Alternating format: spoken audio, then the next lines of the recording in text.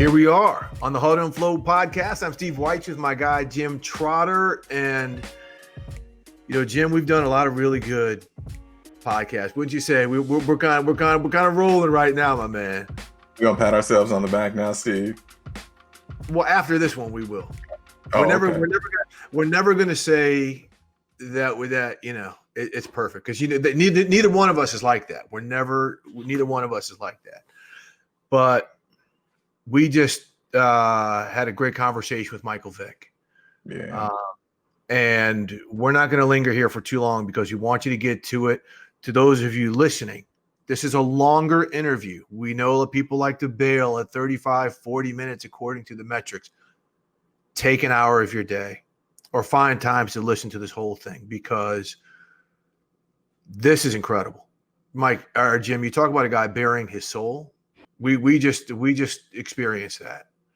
Yeah, Steve, a podcast is only as good as its guests, in my opinion. And Mike is such a compelling figure. And, ever since his trials and tribulation, his incarceration and whatnot, he's been striving to share his word, his testimony, his journey. And he's so open about it. And I think I always say I know our listeners will find some things in here that maybe they didn't know, just in terms of maybe his mindset when he was going through some of those things, his approach coming out of it. You want to listen. That's all I can say, Steve. It's that simple. And look, as someone who covered Mike when I worked for the Atlanta Journal-Constitution as the Falcons beat writer, covered him on the field, covered him through that horrible dogfighting trial. This is a story that's going to be heard. So let's just get right to it. For you folks, here is Michael Vick.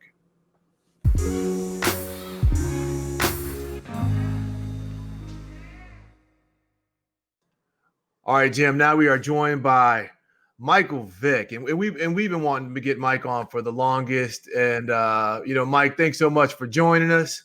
No doubt. Fantastic having you on the podcast, man. Yeah. This is great. Thanks for having me. I got to tell this story real quick, Steve. When Mike was coming out of college, entering the draft, at that time, I remember Mike Riley was the head coach of the Chargers, and he had said he felt that Mike Vick could be the Michael Jordan of the NFL. So me, covering the Chargers, who had been bad, watching Mike, down in the bowl game, just destroying Florida State, even though Florida State won, but destroying them. I'm geeked. I got a chance to cover potentially this transcendent player, the Michael Jordan of the NFL. And I'm telling you, when they traded away that first pick, it was like a death in the family, man. I felt so bad. And look, I'm saying this in like I didn't know LaDainian at the time. He's my boy now. I love him. His jersey's on my wall in the back here. Just a great man, a great player. But in that moment, Mike Vick was the guy. I was like, I thought I was on my way. Part of it. I know. Man, that was so bizarre, man. Like, to know that for 4 months, this is where you're headed. And, you talk with your family about it. You talk with your mentors and the people who are close to you. And I was looking for houses, and I was doing everything. Like I was on my way to San Diego. And man, I found out the night before the draft that I was going to Atlanta. It was bittersweet, because I was thinking San Diego, nice weather, no rain, and then all of a sudden it's like, well, you're going down the road and you're gonna be playing in the dome on turf, and then so I'm like trying to balance out the two, and I'm, man, like, don't get no better than this. I understood the business of it and the nature of the NFL very quickly. Like, things can happen that fast, and it put a lot of perspective for me. I was headed in this direction, and now I'm going in that direction, and instantly that told me, man, you got to be on your P's and Q's in the National Football League. Anything can happen. Does a player care where he goes, or is it more important to be that first pick in the draft? Man, that's a good question for just to get Trevor Lawrence. That's a great question for Trevor Lawrence right now, right? Because that's his predicament. Like, you headed to a place where, number one, they need you. They need you. but you're gonna need a lot of other people.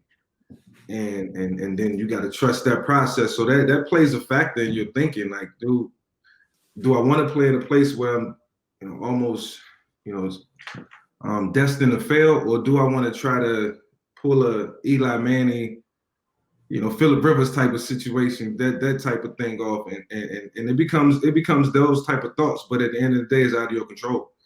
And then you look at it and you start appreciating what the game really provides and what it offers, and it's like, you start to look at the competitor in you, and can I make this team better? Yeah, I can.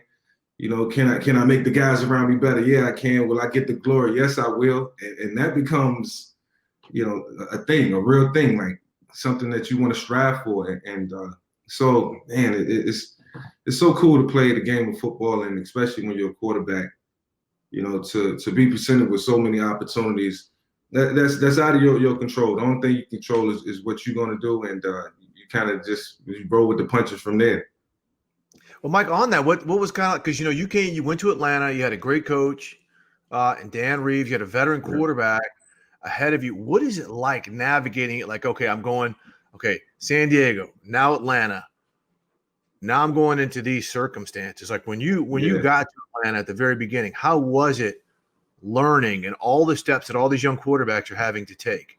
Yeah, it was very uncomfortable for me at first. Number one, because high school, college, I was the starter. I was the guy I set for, 1 year, as a freshman, redshirt freshman at Virginia Tech. And then, all of a sudden, I'm the guy.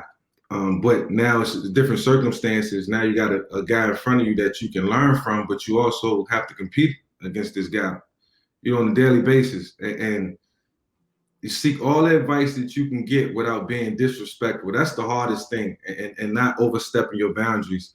As a rookie quarterback, first round draft pick, and the expectations and the franchise rest on your shoulders, and that guy knows it, So, I look at the situation with Lamar Jackson and Joe Flacco. I think it worked out perfectly. I think Joe was the consummate teammate, and he provided that opportunity. He didn't stray away from it or shy away from it. He embraced it, and Chris Chandler did that for me. I asked Chris Chandler one day, I was like, what's the most important thing I can learn right now, Chris? And it was just me and him in the room. And he was like, learn to write these plays the way I'm writing them right now. I'm like, well, what you doing? And he was, when we got the game plan on Wednesday, by the time we got to practice, all Coach Reeves had to do was give Chris the play. And Chris will match the formation, put the motion, put the shift, put everything into the play that needed to be inserted that Dan didn't give him. He'll tell Dan, just give me the play. I got everything else. I'm working the hashes. I'm moving the formations. I'm getting people in the right spots. And I watched that, and I was in amazement. And so I knew that the task at hand was a mental task and a mental challenge, and it was something that I was going to have to really embrace. And that leadership right there, just coming from Chris meant everything to me. And it's always good to think about those things because I watch guys go through it now, and I watch how they handle the situations, and I think they're doing a good job. But Mike, you talked about this, or you have talked about this in the past, where you said you relied early on in your career a lot on your athleticism, that you weren't in your playbook as much as you should have been. At what point did you start to understand that mental aspect of it, that preparation, is just as important, if not more important, than those athletic gifts that you had? Yeah, I think for me it was my first start against Dallas. Spot played a little bit. Coach Reeves had plays designated for me, 2 or 3 in a game plan, and then Chris went down, and I finally got a start against the Dallas Cowboys, and I came in and spot played against the Chicago Bears. That didn't go too well, but I felt like, from the preparation that I was able to put together, I ascertained enough information to go out there and execute, and I did, but it was sloppy. It could have been better. When I look back at it, the Chicago Bears defense was very vanilla. It was cover 2, everything, Urlacher in the middle, and all I had to really do was understand how to manipulate Urlacher and so I came in and I was just playing off pure talent.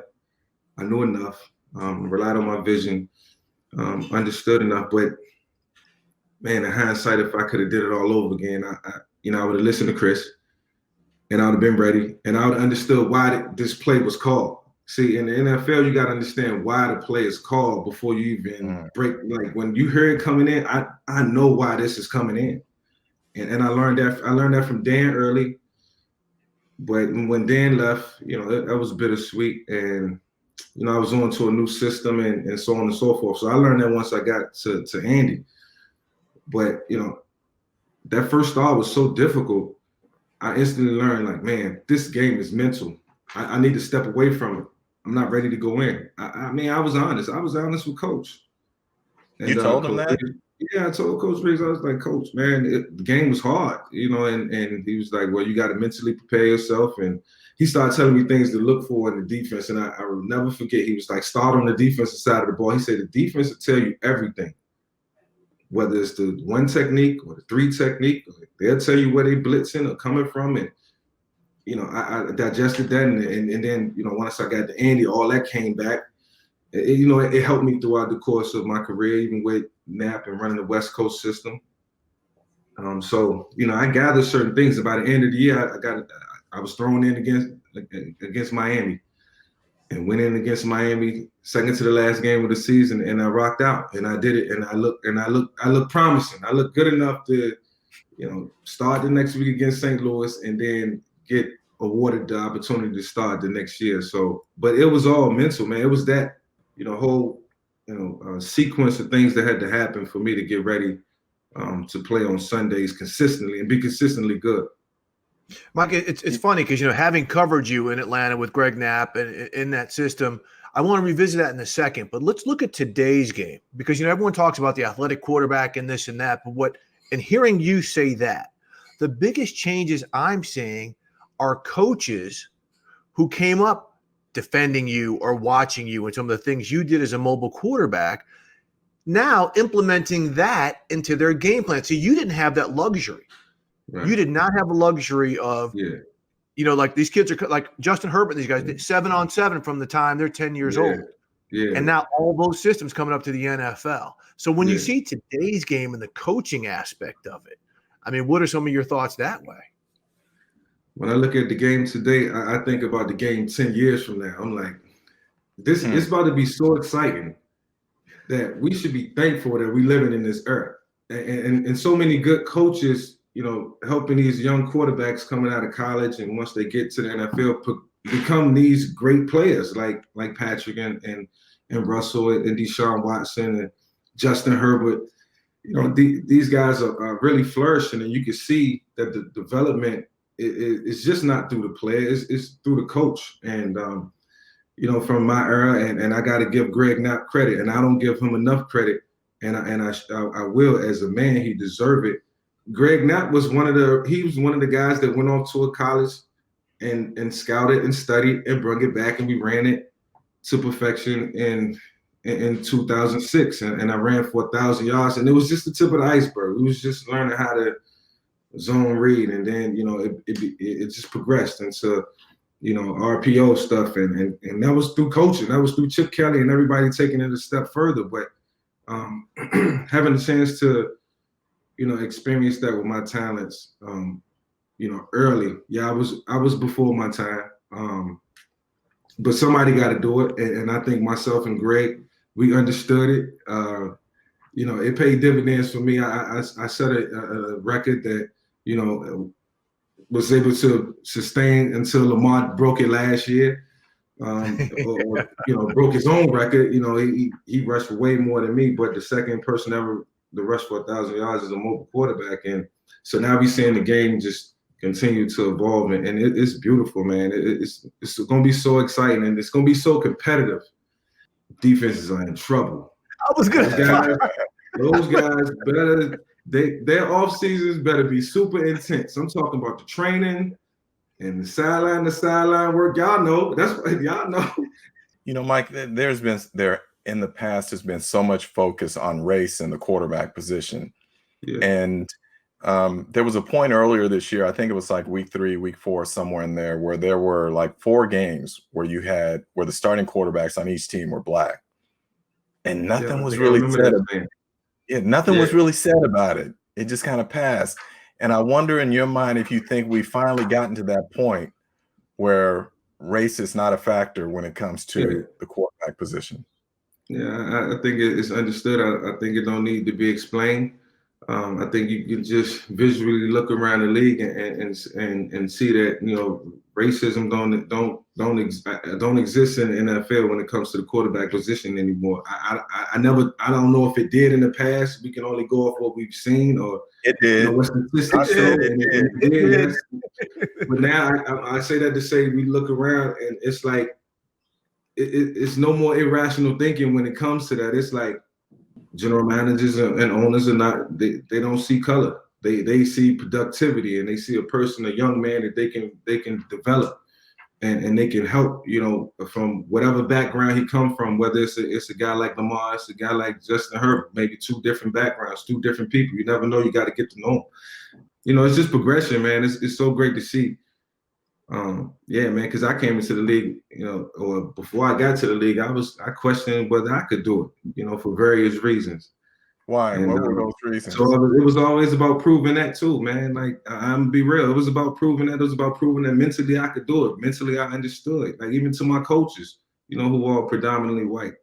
I wanted to show like, look, I understand the game plan. I understand what you're doing, and I would if I it was a lot of high pressure situations. Sometimes if I forgot a play call, I'm like, damn, I hope everybody ain't looking at me like I'm dumb, In part because of your race? Yeah, just because I'm a black quarterback and I know I got to be picture perfect. And then I had to get out of my own head. Like they don't look at me like that. They care about me. I could tell just through other conversations they respect my mind. I was real quiet and real laid back and reserved, but I was a guy who tried to let my actions speak louder than my words. That's just who I was, post incarceration. And once I, went through that, I prayed about it. I prayed about, my self-confidence and did I really like what I seen in the mirror? And I did. I started with that. And when I speak to myself, do I like what I hear? Yeah. Well, when you get an opportunity, then let it go. And even still to this day, like people I work with, they know me as a person and they have love and respect for me. And sometimes they gotta still give me the vote of confidence. Let it go. You got it. You let it go. And it's okay. I respect that. I appreciate that. God put certain people in your life for a reason, and I just roll with the punches, man. When you looked in the mirror and you talked to yourself during that time and you like what you heard, tell me what you were hearing back. I just always go back to what Mr. Blank said, to me one time. Man, we was having dinner at Stony River. He's like, man, you are what you eat, man, at the end of the day. And I thought about my circumstances and situations I put myself in, and I think it was more so, are you happy with yourself? And I think the question was, quickly answered. I was like, no, I'm not happy with myself for certain reasons, but I think the good versus the bad was like 70-30. So I really liked what I saw, and I just took all the good qualities and was like, okay, if I just build off that, then I can create a man of great character. And understanding it wasn't really about me. It was, I was a role model. I didn't embrace that. I go to football camps and there's thousands of kids that show up and they showing up to, they watching my every move. They watching the way I speak, and I'm not paying attention to that. And I'm like, damn, that's selfish. I was put in this position for a reason. So, I had to start with, it's just and the self-confidence and the belief that, you can be a role model, be proactive, step up to the challenge, man. And, next time those cameras get in your face, next time you do interviews, you speak what's on your mind and you speak from the heart and be yourself, never change. I was like, okay, if I just do that, then some good gonna come from this. But I had to set goals, man. I had to set goals, and I needed people in my life to help me, do what was right, and helped shape and mold me as a man. Like I didn't have the father figure in my life growing up. My dad was there, but he was just, it was intricate, very intricate growing up. You know what I'm saying? So like, it wasn't until God placed the right people in my life, I was able to become a growing man. I say that, continue to grow as a man. When you say goals, what does that mean? When I set them, or when I say goals? When you say goals, what do they look like? Back then or moving forward now? You tell me. Man, I mean, I ain't done by no stretch. Like I got a lot of opportunity that's been put in front of me right now. One to, I start with this, just be on, work with one of the best networks out there in Fox, man, and I set goals for progression, not regression. I think it starts with that. I'm not a football player anymore. I don't put the helmet on, the shoulder pass, and I'm not out there executing game plans. I'm in a whole different realm of life. So now it's like, how can I be the best at doing this? I set goals to just have a strong work ethic. I set goals to, just enjoy life and, take the days as they come and not put a lot of pressure on myself. My goals is just to be consistent in my work ethic and just see where it leads me. Mike, I got to tell you, this is something that's been on my head, my heart for 12 years. Yeah. And we're not going to belabor this point because we know everything you went through, the incarceration, the trial, and all this. But I had to cover that, right? You knew I was the beat writer for the team. You knew I was writing stories about this, and it was the most difficult thing I've ever had to do in my 30-year journalistic career because I understand why. Yep, and you and I had a good relationship, man. When I used to cover the Falcons. You was one of the guys that I trusted, Steve. You was one of the guys that, because I wasn't a media-driven guy. I'm gonna cut you off, and I won't talk about. But like you was like a bright spot for me. Like you was like I see you come around the corner out here. You helped me get my confidence. I say that. Well, I appreciate hearing it, and I felt it because every time we talked. It was never an interview. Yeah. We talked. Yeah. And I was so scared. Okay, after all of the trial and the incarceration, and your first game back in Philadelphia, I had to go up and cover that.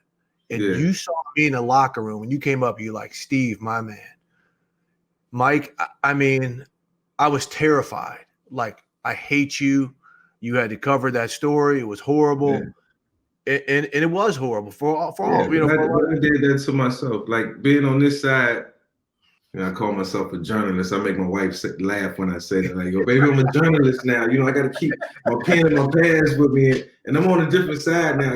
It's a joke around the house, but it's real, and I love it, and I embrace it. So I understand, being on that side, man. You kind of, I made the news, man. I made the news. I was in total control of all of that, man. You know what I'm saying? And then Pete, that don't mean because we had a personal relationship that, it wasn't that personal. It was like kind of a working relationship, but I mean, we was getting to know each other. That was a 10, 12-year career. I mean, and it happened in the end, you would have really felt bad. So, now it's just like you was still trying to figure me out. Everybody was trying to figure me out, and then when something happens just abruptly and it's put right there in front of you, I got a job to do. I mean, and it's not about that. It's not about that. It's not about having a job or, having an obligation. I think more so it was just a shock for everybody. I mean, I'm telling you, it was just like I said, it was so direct and so like irresponsible. Everybody kind of looked at it like, man, not Mike. So you had to cover it, to dive deep and get into it. So as you got into it, you really, things started to surface. I'm just being real. Like, I mean, I wish I was more mature at the time. I wish I had some. It was just the people that I had as father figures. They wasn't around. I thought I had all the answers. I thought money could buy me out of a lot of situations. And look, man, Steve, it's funny because when I look at you, I don't even think about that. And that's the beautiful thing for me. Like, I think that's where the maturity lies. like when I see you, I don't think like, damn, he wrote a whole bunch of crazy stuff back in the day. Right. Because we sat at the airport after Eagles game, remember, a couple of years ago. We just sat there for Yeah, like we was talking. Yeah, we was sitting there talking it up then. Yeah. the whole time. I'm like, I wonder if he still hates me. But but Mike, but seriously, to hear you talk and the conversations we have now and to see you, man, it's like, I mean, honestly, I'm gonna say this on the real, like, I love this dude, Yeah. right?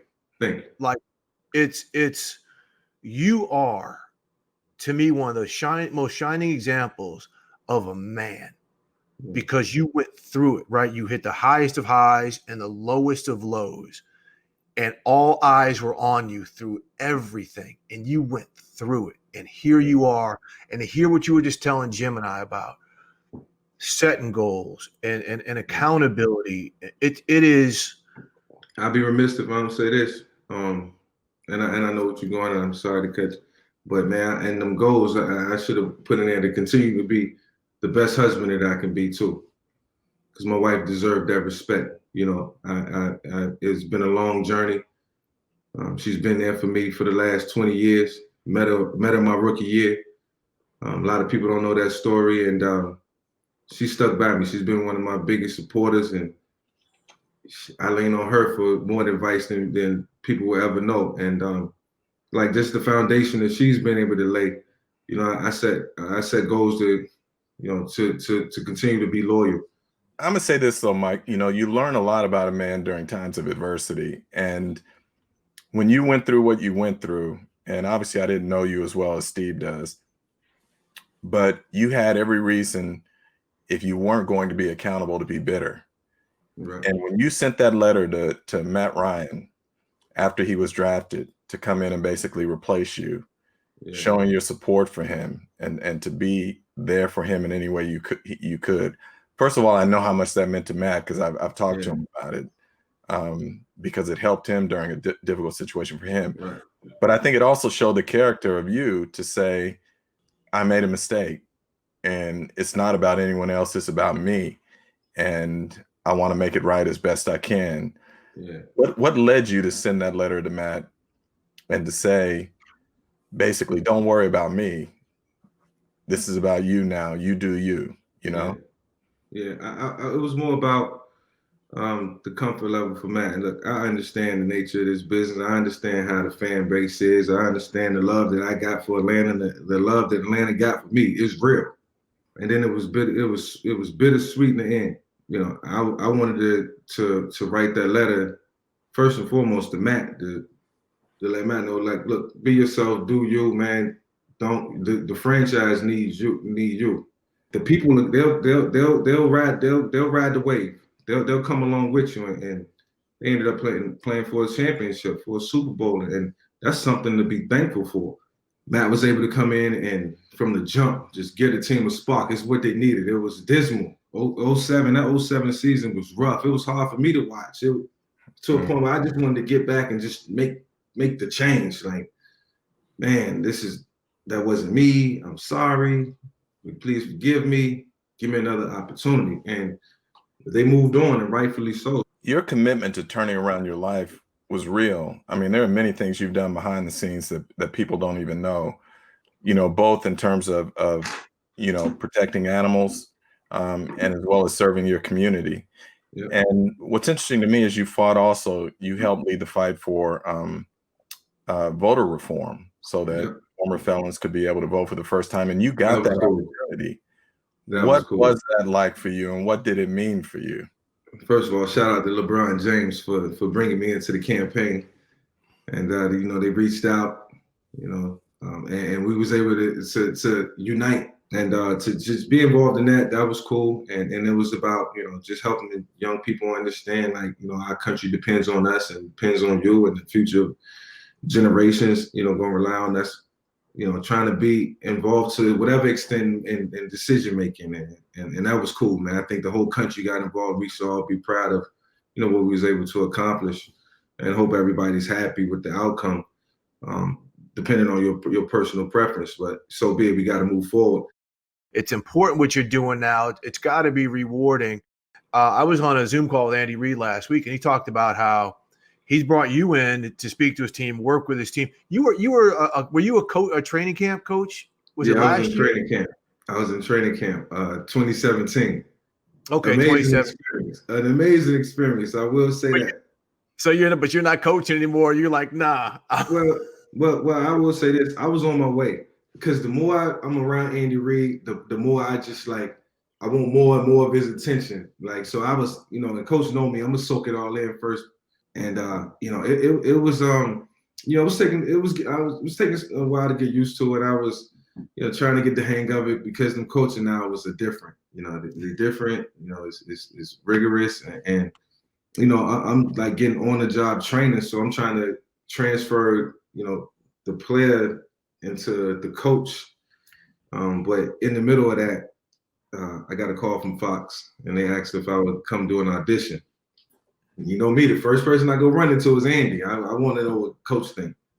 Talked to Andy. Andy was like, instantly, put me on the phone with John Madden and Chris Berman. Instantly, like, coach, I got this opportunity. What you think? That later on that night, Chris Berman, John Madden, and Andy used to always talk to me about getting into, broadcasting. When we used like, you should take it serious. When I was playing for him, and it's something that you probably can do when your career is over. No lie. This is what Andy told me. And I'm like, at the time I'm a player, so you don't think that far down the road. All you thinking about is playing the Colts that weekend. But that's just coach, and so he was like, we spoke about this years ago, and there you go. So he sent me off, and that was all she wrote. So it put the coaching thing on pause for me, and it's always going to be dear to my heart because I want to still continue to compete for a championship one day down the road. I feel like I love what I do now, and I feel like I'm just scratching the surface. I got a long way to go. I got to, I like giving insight. I love, talking football. I love the game, and I got to let it out. Mike, we want to talk to you about broadcasting, but first I want to ask you this about Andy Reid. Yeah, go ahead. As a player, you see how his players respond to him. Can you take me back and give me an anecdote that reflects why his players feel the way they feel about him and why they respond the way that they do? Because, man, coach just so on the field, coach is like, he's amazing. It started in practice. He might not say too much to you. He's gonna always want to know the why. Like, why did you do that? Why did you do that? So you're gonna have to conversate with him and have answers for him on a daily basis. He's a very caring man, and like he'll be doing the whole dissertation on the play in the meeting room, with the offense, and all of a sudden he think about something, and it turns into a whole laugh fest, joke fest. It's open dialogue, and he has that type of persona, like, and then you just get caught up, and it just make he's just infectious, man. So that alone make you want to do whatever it takes to be successful to make him proud. And I think it's more so about with the team. It's about making that man smile, because that's what he did for us on a regular basis, whether we was winning or losing. Yeah, that's the sense I get from guys, that they feel disappointed. I mean, they feel hurt if they disappoint him. Yeah, that's it's one thing. It's one thing that know that you can live with. Okay, I screwed this game up, but it's hard to live with. Man, coach put all this time in during the week to make sure that I was prepared, and I went out there and threw an interception when I could have went to another read or took I could have. It was options available. So you want to reward him for the hard work that he put in too, because for one, I don't know if a lot of quarterbacks can say this, but he makes the game easy for you. And I'm thankful that I had the luxury of playing for somebody who made the game easy for me. So where I understood it when it came in the helmet, I know why he was calling it. Yeah, I was going to ask you, how does he make it easy? Because 32 coaches, 32 quarterback coaches, 32 offensive coordinators. What is it about Andy that he's able to make the game easy for his quarterbacks? I just put it in perspective like this. When I used to get the game plan faxed to me on Tuesday nights, I'm already excited. I'm already envisioning what's going to happen. I'm already envisioning what this play going to look like. and who's going to be running and where they're going to be. And you're excited to get to practice. Like, I'm ready to go practice, and I'm ready to go throw this pass to, Jeremy Maclin or Deshaun. I'm ready to compete on third downs, even in practice, just to see why, this was called and how it's going to work, how it's going to look. And 90% of the time, it was everything that I thought, I would see, and it was everything that we practiced. So it was just that simple. Let me ask you this, because after the Super Bowl last year, Eric Bieniemy spoke of Andy like you're speaking about him now. And I don't know how well you know EB, but he's going to be up a little bit. Yeah, so he's going to be up for some head coaching opportunities. Rightfully so. Yeah. So what are your thoughts on him? I like Eric, man. I tell you what, being in camp for 3 weeks, the one thing about Eric Bieniemy, he ain't taking no ish. I'm telling you, man. I seen him coach Kareem Hunt so hard. Kareem Hunt had no choice but to go out and be productive in that first game. I never seen a man so demanding. He's not the biggest man, but he's right. His presence is felt. When Eric Bieniemy walk into that Kansas City Chiefs meeting room, his presence is felt. And when he talk, people listen. A lot of assistant coaches or position coaches, they don't have that type of prowess. He got that. And he got the whole, coaching vibe about him, man, head coaching vibe about him. And I think he's going to be very successful.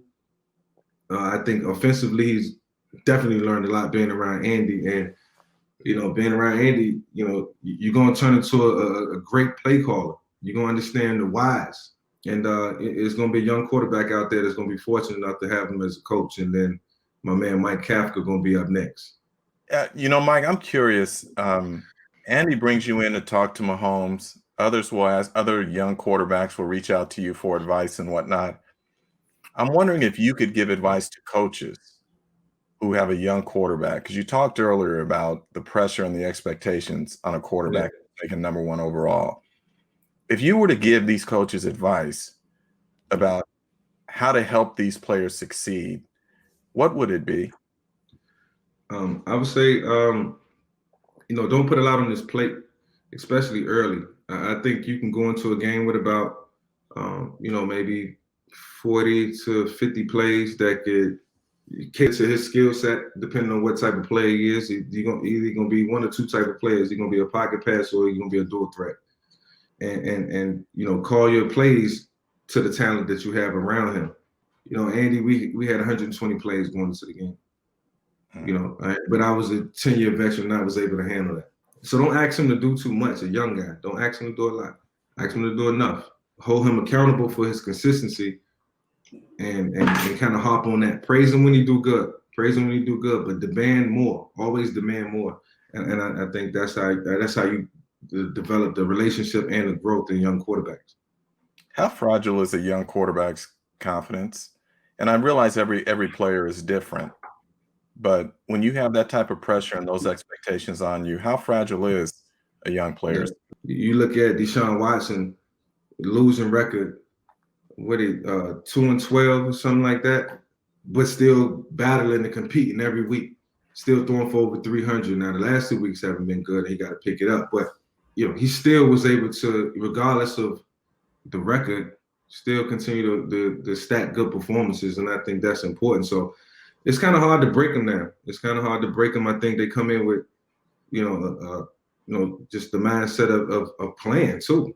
Like, look at Jalen Hurts, able to just step in. Like, I just gave y'all an example. I stepped in, week 6 or 7, and I wasn't ready. I looked like some trash. Jalen Hurts stepped in and throw for 400 yards. I'm like, come on. And that's Doug ain't not asking him to do a lot, getting the ball out of his hands. Miles saying let's go 400. RPO game. Simple. Sometimes I think coaches make the game harder than it is. They do. Yeah, they do. Man, I'm not here to beat coaches down or just look. Whatever they do, they do. But look, it's a copycat league, and you can't try to do what the team did to you the week before or did to that team the week before that you're about to play. You can't do that. They looking for that. If you beat me deep, I know you're gonna try to go deep. Same play, same type of route. You might try to make it look different, but I'm gonna tell my guys be looking for this. You gotta set it up. But Mike, You said, I can be a consultant. well, you said you're not trying to beat coaches down, but now let's be honest here. You're a broadcaster now. Yeah. There are going to be some uncomfortable situations as a Yeah, broadcaster. man. Yeah. Let's address that too. You know, I gotta tell my wife I'm a journalist now. I'm a journalist. Hey, but I mean, you know, you got to look at the game for what it is. It's nothing personal. This is the NFL. This is business-driven, performance-based league. So what have you done for me lately, league? And when we're talking and we're on set and we're talking about this because it's not going right, and you got to pick it up because if not, they're gonna be looking to replace you, and that's just real. So don't take it personal. We're trying to point out the flaws, not indirectly, it's direct. But we want you to see it for what it is and go work on it. That's my approach. So if I'm saying like, look, he hasn't played well in the last 3 weeks and he's thrown 9 picks, man, look, I'm just telling you what it is. You know, you ain't the first, you ain't the last person gonna get covered if you don't perform. Mike, And you got that call yet from a player or a coach like, Mike, I thought we were cool. What's up with that? My boy Deshaun Watson. Look, my boy Deshaun Watson one time. What was the topic? Who would you rather have to start, you know, your team? And it was, you know, I'm just getting into the media, but me and D, we boys. Like, that's my little homie. And I was like, Patrick just threw 4 touchdown passes that day, and I think DY might have went for like 2 in a pick and a loss. And I'm like, of course, right now, Patrick. I get a text from DY like, oh, that's how you feel, bro? I'm like, I'm only telling the truth and trying to get the best out of you, little bro. Don't take it personal. Don't ever take it personal. You know, so I had to hit him back. And I think I helped them understand, like, yo, it's performance-based. You're not going through anything that John Elway or Warren Moon or Aikman, Bradshaw, Donovan, we all done been through it, man. We all done been through it. It's nothing personal. All right, so we're going to put on your analyst hat here and talk about the left-handed rookie down in Miami, Tua. Yeah. Definitely a different type of player, but of course one of the few lefties out there. What do you like about him? And you talked about not putting too much on his plate. It's clear Chan Gailey's not putting too much out there. What about the way he handled him and the way? Right. He landed in the hands of a great head coach, and Brian Flores, and they got a good defense. And I think for Tua, it's just about doing your job. And first and foremost, with a young rookie, is don't go out and lose the game. And I said that about Dwayne Haskins last week, having the chance to start against Seattle and having the chance to, you know, reboot, you know, after a little hiatus. Just don't go out and lose the game. I don't think he lost it. I think he lost it the very next day when he did what he did. But right. But you know, just for a young guy, just, you know, like Tua, just kind of just don't turn it over. I hate to say don't turn it over, but it is because, you know, obviously that's the first thing you're gonna tell, man. Don't go out there and throw no interceptions. As he has progressed and been able to protect the football and lead drives, you know, when needed, and you know, change field position at times, he's been able to get the defense opportunities to create turnovers and get stops, and then they get their running game going. You got a little ball control game, and they kind of look like the New England Patriots for real. I'm curious. You mentioned Haskins a minute ago, and I don't want to get into the specifics of what he did, but this question is more about when you're a young man, you sometimes make dumb decisions. I made them as a young man. What can be done with a young player who has been entitled much of his career, who has been coddled, whose mistakes have been covered up by others because of his talent? What can be done to get through to that young man to try and help him grow or mature quicker? Even going back to your situation, what has been done maybe to get through to you earlier that we all missed or someone missed? You know, it's unfortunate for a guy, you know, like Dwayne, because I think you got to sit him down and be honest with him. You got to tell him, like, look, your opportunity not going to last too much longer.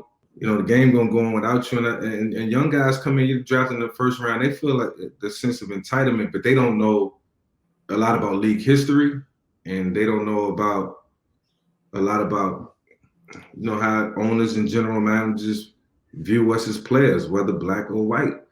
You have to perform. you have to be like damn near perfect on and off the field. I'm just saying, I'm being honest. And if you can't do that, if you can't be a great representation of our brand, of our organization, whether flagship or not, then it's plenty of other jobs out there in the world for you to go and try to apply for or be a part of, but it's just not here in the National Football League. So you got to be honest with a guy like Dwayne, and I know Ron Rivera probably, I see him as that guy. I might be looking at the clock. It's TikTok, and so we know you are from the Hampton Roads, Tidewater region, which no one can argue the point. Per capita, it is the most athletically gifted region of this country when you look at the athletes that it has put out. So we've got to get your honor roll. I'm not going to say from Mount Rushmore because four is come on, you can't even do that. But your honor roll, the best athletes from that Hampton Roads, Tidewater region. I'm gonna start with myself. Okay, as you should. Then Allen Iverson. Thank you, Bubba Chuck. Ronald Curry. Ronald Curry was one of the greatest athletes I've ever seen, like hands down. He might be the biggest high school legend in my lifetime that I've ever heard of talk about a guy. No doubt. Ronald Curry's legend was bigger than AI's because AI in football. Yeah, I think Ronald won 3 state titles in football and 3 in basketball. The greatest player I ever seen play the game in high school, man. It was me on steroids, wasn't it, Steve? Like he was. Because Mike came out with Ron. Like people were talking about Mike, but Ronald Curry, because of the basketball thing, he was All-American. Yeah. He was like the USA Today All-American in both sports. I'm going to get back on topic, but Steve, Ronald Curry, we would have changed the game at the same time. Like we was the same. I mean, we was like Charlie Ward times 10. He was Charlie Ward times 10. I was like, another, I don't know, whatever. I was on a different plane. But so 2 more just popped in my head. Bruce Smith and Lawrence Taylor. Yeah, and I'm going to add one because it's a sport people don't talk about that much when they talk about the great Hampton Roads, Tidewater, but Pernell Sweet Pea Whitaker. Ooh, I forget about Sweet Pea. He was my favorite fighter of all time. Rest in peace. Lightweight up to welterweight champion. People look at Floyd Mayweather like no one gloves Floyd, right? No one could put a hand on him. Floyd is nothing but Sweet Pea, and Sweet Pea might have been better when it came to not getting hit. Yep. I'm talking about Sweet Pea Whitaker. I was blessed to see Sweet Pea a couple years ago, man. And I'm a big time boxing fan, so I had to tell him like P. And he wasn't in good shape. I was just like, P, I love you, man. And I know the sport of boxing, appreciate everything you ever did. And I know Floyd Mayweather do too, because when the first time I was seeing Floyd, I was like, that's Sweet Pea. It was that same style. So yeah, man. Yep. So I guess we can end it on that, man. Sweet Pea was one of the greatest of all time. All right, well, Mike, I'll leave you on this. You got 3 Hampton brothers on this show. Steve, myself, our producer, Thomas Warren, and hold up. 3 what? Oh, did I say Hampton? You said Hampton? Oh my God. Oh, Jim. They're gonna get you for that. Oh, yeah, but look at they know what I'm about. I know what you're about. Y'all talking about Hampton Road, Yeah. Oh, that's a slip up right there, Jim. Yeah. That's why we got a good editor in Thomas. So I'm gonna go here now. But Mike, that's will become a rival now. Oh, they are. There is no rival for us. I'm gonna leave it at that. But we saw McCord Maker, an elite top 5 basketball player, choose Howard over Kentucky, all the other blue bloods, college basketball blue bloods. And now I'm wondering, what's it going to take to get some football blue bloods, like back in the day that you were, to get you to a place like Howard, or to get those players to a place like Howard? What does it take? Oh, man. Heavy recruiting, man. You got to spend time with them kids down there in Hampton. And the 757, which is what we call it. You got to spend time. You got to get to know them coaches out there, because they put a lot of time and effort into them players, man, through 7-on-7 and do camps and traveling with them. You got to get to know them. You got to know So them. Get to know them. They're real meticulous about where they place their kids. So you saying if we just move in with them, we gonna get them? Yeah, something like that, man. You got to really be rubbing elbows down there. Like you got to know some people. I got to cut Mike off because this clearly goes to show me Mike has never been to homecoming at Howard. I know. I've never been, but I've heard some good stories. Mike, if you would have come up to a Howard homecoming when you were getting recruited, you would have been thinking real hard. It might have been over.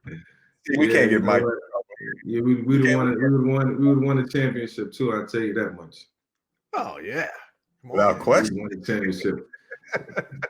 By the way, how did you end up at Virginia Tech? My mom somehow, some way fell in love with Frank Beamer.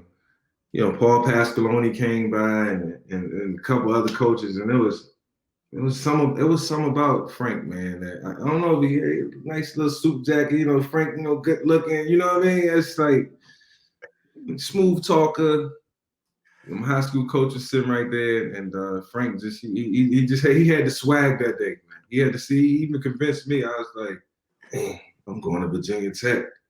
I thought I was going to Notre Dame or Alabama or Texas or Florida State. I'm going to Virginia Tech, man. I trust that man. I trust that guy because my mom trusts him. That was most important. And Mike opened the door for the whole gang of guys from the Hampton Roads area to go that deep. Next thing you know, we get my brother. We get Tyrod Taylor. We get we get a long laundry list of QBs who was able to sustain and keep the program at the top for a long time. So that was good. We lost that edge. We done lost it, but we about to get it back.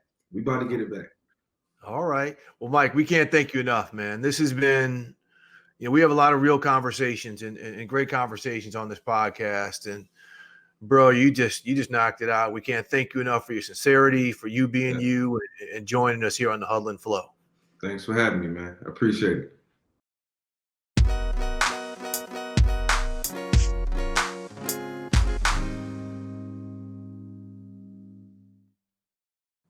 Well, Steve, I got to take a breath here. I just appreciate Mike, his candor, the giving of his time. We kept him longer than we had said we would, but his story is so important. I think his messages are so important.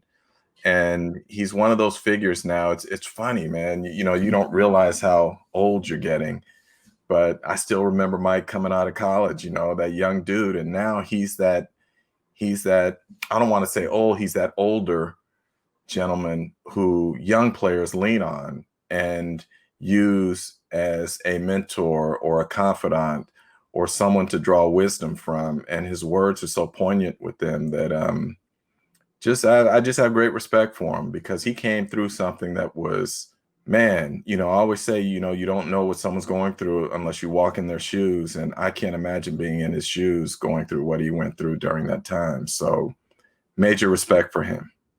Yeah, this is what we call a sage, right? You talk about sage wisdom or sage advice. That was it.